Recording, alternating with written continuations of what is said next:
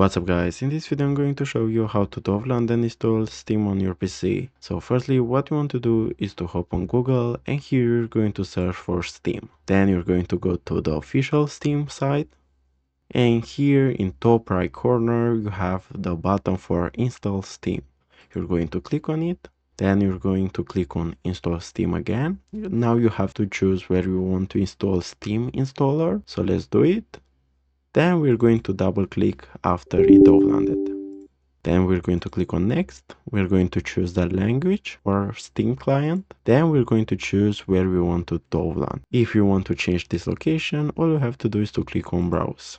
Then you're going to click on install. And all you have to do now is to click on finish. As you can see, Steam is updating itself. As you can see now, you can sign in with your account, or you can create a new account by clicking on here. So guys, thanks for watching, and don't forget to leave a like and subscribe to the channel.